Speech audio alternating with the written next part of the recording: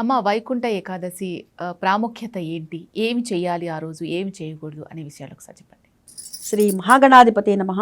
శ్రీ గురుభ్యో నమః. Dial news జై హిందూ ప్రేక్షకులకు అనేక నమస్సులు.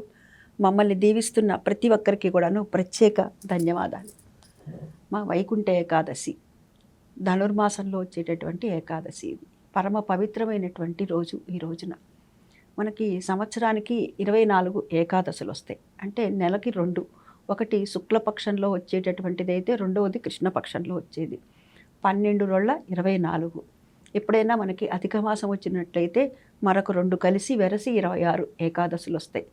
ఈ 24 ఏకాదశులు చేసినటువంటి పుణ్యం ఎంత ఉంటుందో అంతటి పుణ్యము లభిస్తుంది ఈ ఒక్క ఏకాదశికి.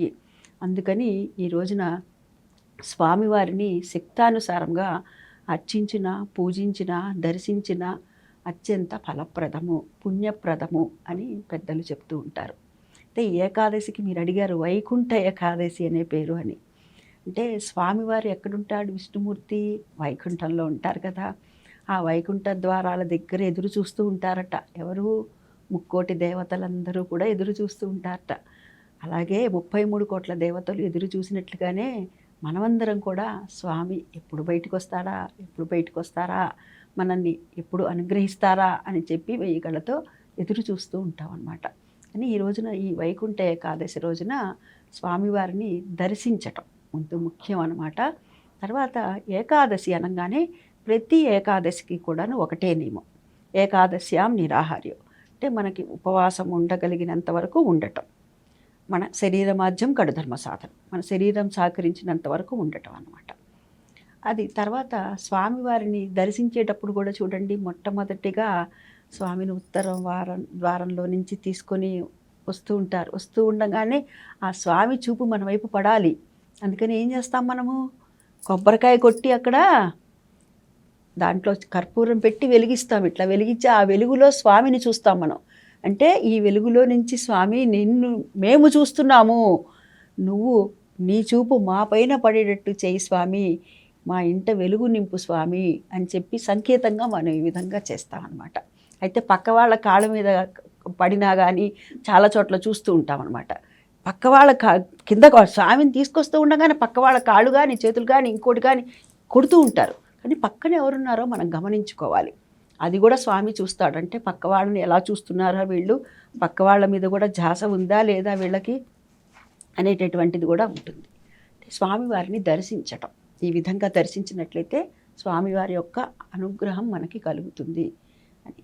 ఇక ఉపవాసం అంటే మన శరీరం ఎంతవరకు సహకరిస్తే అంతవరకు. అయితే ఏకాదశికి ఒక వెసులుబాటు ఉందమ్మా. ఏమిటా వెసులుబాటు అంటే, ఉదాహరణకు మనం 100 మార్కుల పేపర్ ఉందనుకోండి, 80 మార్క్స్కే అటెంప్ట్ చేసాం.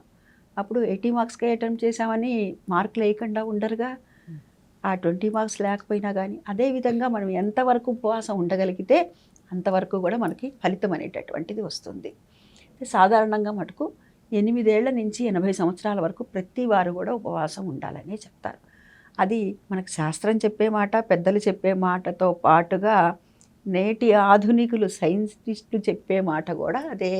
ఏమిటయ్యా అంటే 15 రోజులకు ఒక్కసారి కనుక ఈ విధంగా చేసినట్లయితే ఆరోగ్యం బాగుంటుంది. అంటే మన మిషన్ లోపల అన్నీ వేసేస్తూ ఉంటాం కదా. తెల్లవారు లేచినప్పటి నుంచి కాఫీ టీలతో మొదలవుతుంది, నైట్ పడుకునే డిన్నర్ వరకు కూడాను ఇంకా అన్నీ ఏవోటి తింటూ ఉంటాం, తాగుతూ ఉంటాం అలా.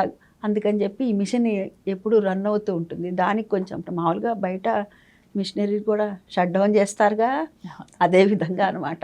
అంటే దీనికి కొంచెం రెస్ట్ ఇవ్వటం వల్ల ఏమవుతుందంటే ఆరోగ్యం బాగుంటుంది. అంటే ఇదే అంటారు పుణ్యము పురుషార్థము అని అనుకోవచ్చు అనమాట.